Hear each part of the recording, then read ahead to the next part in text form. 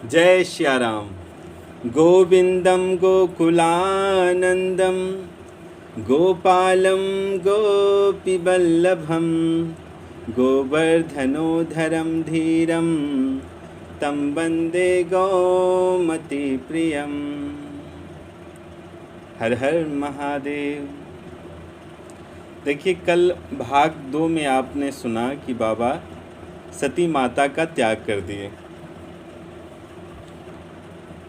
तो बाबा कैलाश जाकर 87,000 वर्ष के लिए ध्यान में जुट गए।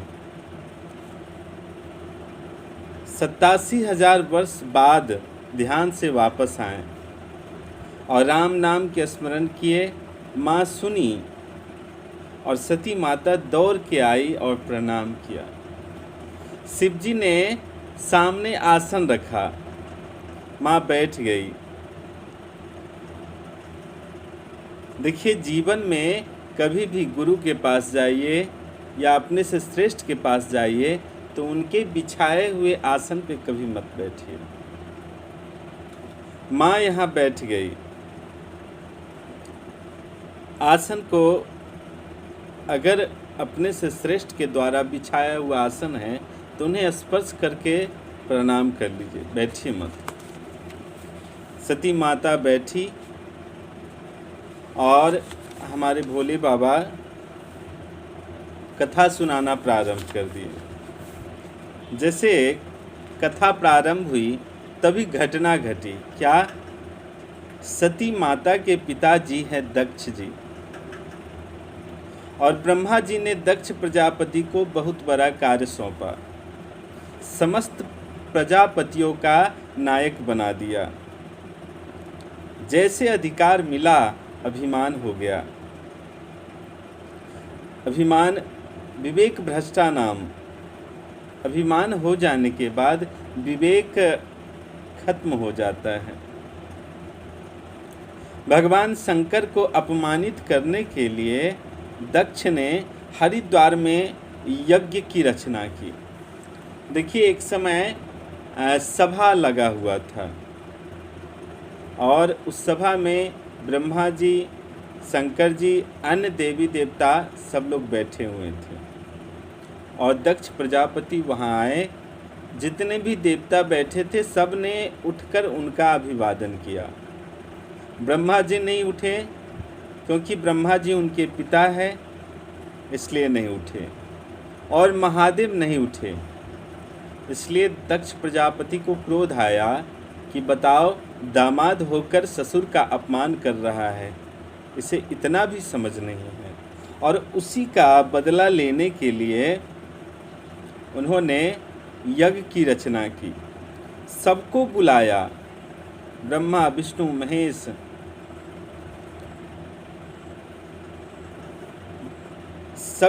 सबको बुलाया। सिर्फ महादेव को निमंत्रण नहीं मिला। देवता लोग विमान पर बैठ बैठ कर जाने लगे। सती मैया ने पूछा कि प्रभु, ये देवता लोग कहाँ जा रहे हैं? शिव जी ने पूरा वृत्तांत सुनाया। माँ ने कहा कि प्रभु, पिता भवन उत्सव परम, जो प्रभु आयसु होई, तो मैं जाऊँ कृपायतन, सादर देखन सोई। माँ ने कहा कि प्रभु, पिताजी के घर उत्सव है, मैं भी जा सकती हूँ? देखिए, यहाँ व्यवहार का दर्शन करिए। शंकर जी ने सीधा सीधा मना नहीं किया।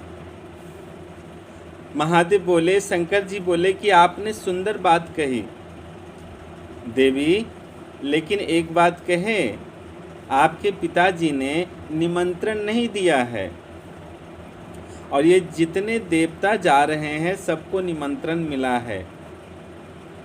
देखिए, जीवन में 4 स्थान में बिना बुलाए जाना चाहिए। वहाँ निमंत्रण ढूंढना अपराध है। कहाँ? वो 4 स्थान कौन कौन है जहाँ बिना बुलाए जाना चाहिए? पिता के घर, गुरु के घर, स्वामी के घर और मित्र के घर। बिना बुलाए पहुंच जाना चाहिए। शिव जी बोले कि आपको जाना चाहिए, लेकिन देवी मैं आपको कहता हूँ कि आपको नहीं जाना चाहिए। क्यों? यदि जानबूझकर अपमानित करने के लिए बुलाया जा रहा है तो देवी तहाँ गए कल्याण न होई, वहाँ कल्याण होने वाला नहीं है। बाबा ने अनेक प्रकार से समझाया, माँ सती सुनने को तैयार नहीं है। अंत में भगवान शंकर ने 2 मुख्य गणों को साथ में लगाकर विदा कर दिया। आप कल्पना कीजिए कि जब कोई भी स्त्री अपने मैके जाती है तो क्या उत्साह बना रहता है। सती मैया चली पिता के घर, मन में जो खुशी है उसका वर्णन नहीं किया जा सकता। लेकिन वहाँ की स्थिति बिल्कुल विपरीत है। दक्ष ने पहले से मना किया है कि अगर सती आ गई तो कोई बात नहीं करेगा। माँ पिता के घर गई, किसी ने सती मैया से बात नहीं की। कौन बात किया? तो केवल माँ बात की। सादर भले ही मिली एक माता। सती मैया के माँ का नाम है प्रसूति। मनु जी की 3 बेटी आकुति, प्रसूति और देवहूति। तो प्रसूति मैया, इनका विवाह दक्ष प्रजापति के साथ हुआ, सती जी की माता का। प्रसूति मैया की बेटी है सती। मैया की और भी बहनें हैं। माँ मिली मगर उनके अलावा कोई नहीं मिला। माँ ने अपने पुत्री सती को गले से लगाया। देखिए, प्रसंग कहता है कि जीवन में आपको हर कोई छोड़ सकता है, लेकिन माँ नहीं छोड़ सकता। इसलिए माँ का सम्मान परमात्मा से भी अधिक करना चाहिए। देखिए, भगवान माता पिता नहीं है, लेकिन माता पिता ही भगवान है। प्रसूति मैया ने गले लगाया। बहनें भी मिली, लेकिन यहाँ बहनें का मिलने का भेद है। भगनी मिली बहुत मुस्काता। बहनें मिली कैसे? बहुत मुस्कुरा के। मुस्काना ठीक है, लेकिन बहुत मुस्कुराना ठीक नहीं। जैसे आपके घर पे कोई आए, आप थोड़ा सा मुस्कुरा दे तो यह आदर हुआ, और आपके घर पे कोई आए और आप मुस्कुरा दें, ही आप भी हमारे घर पे आए हैं, तो यह अनादर करना हुआ। बहनें मिली मुस्काती हुई। सती मैया को कोई फर्क नहीं पड़ा। सती मैया ने माँ से कहा कि आज्ञा हो तो यज्ञ मंडप के परिक्रमा लगा लूं। परिक्रमा लगाते समय देवताओं के भाग पर दृष्टि गई। भगवान शिव का भाग नहीं देखी। माँ का शरीर पिता के घर में पति का अपमान बर्दाश्त नहीं कर पाया, और सती मैया का पूरा शरीर क्रोधा अग्नि में जलने लगा। माँ ने कहा कि ऐ देवगण, ऐ मुनिगण, ध्यान से सुनिएगा। इस सभा में बैठकर जिसने मेरे पति की निंदा की है अथवा श्रवण तक किया है, आप सबको दंड मिलेगा।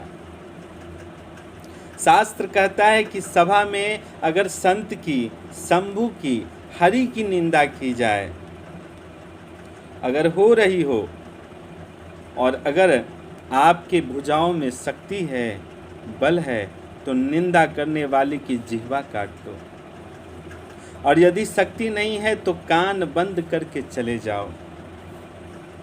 माँ सती बोली कि मेरे पति जगत के पिता है, मेरे पिता ने मेरे पति का अपमान किया है। आज के बाद मैं दक्ष के बेटी के रूप में जीवित नहीं रहूँगी। और सती मैया ने क्रोधाग्नि को प्रज्वलित कराया। माँ ने अपने आप को जलाकर उसी मंडप के पास भस्म हो गई। हाहाकार मच गया। नारद जी जाकर भगवान शंकर को बतलाए। बाबा को क्रोध आया और जटा से केश निकाले धरती पर पटक दिए। वीरभद्र प्रकट हुआ। वीरभद्र को भेजे। सबसे पहले वीरभद्र आया और उस यज्ञ के जो यज्ञाचार है उसको पकड़कर उसके दाढ़ी को नोच लिया। भगवान शंकर के बिना आचार्य बने हो। देवताओं के दांत तोड़े, किसी का पांव, किसी का पीठ, हाथ तोड़ा। दक्ष का सिर अग्नि कुंड में रख दिया। पूरा यज्ञ विध्वंस कर डाला। देखिए, यह प्रसंग कहता है कि जीवन में किसी से बदला लेने के लिए सत्कर्म भी नहीं करना चाहिए। कई लोग बदला लेने के लिए सत्कर्म करते हैं, उसका भगवान ही मालिक है। बाद में शंकर भगवान को देवताओं ने प्रार्थना करके बुलाया। क्यों? यज्ञ नारायण है। सती मैया शरीर छोड़ने से पहले सती मरत हरिसन बरु मांगा, जन्म जन्म शिव पद अनुरागा। शरीर छोड़ने से पहले सती मैया राम जी से वचन मांगा कि प्रभु अगले जन्मों में भी मुझे बाबा की दासी बनाइएगा, ये मेरी प्रार्थना है। रघुनाथ जी से ही मांगिए, प्रार्थना किए सती माता, शंकर जी से नहीं। क्यों नहीं मांगा? शंकर जी त्याग कर चुके हैं, इसीलिए नहीं मांगा। सती जी सोची, मैंने राम जी के प्रति अपराध किया है, जब तक राम जी क्षमा नहीं करेंगे बाबा मुझे क्षमा करने वाले नहीं है। सती मैया जानती है भगवान शंकर राम जी के कहने में रहते हैं, जो राम जी कह देंगे बाबा मना नहीं करेंगे। और इसी वरदान के कारण सती मैया का अगला जन्म हिमाचल महाराज के घर में पार्वती मैया के रूप में हुआ है। बोलिए पार्वती मैया की जय। अब अगला प्रसंग अगले भाग में, तब तक के लिए जय श्री राम।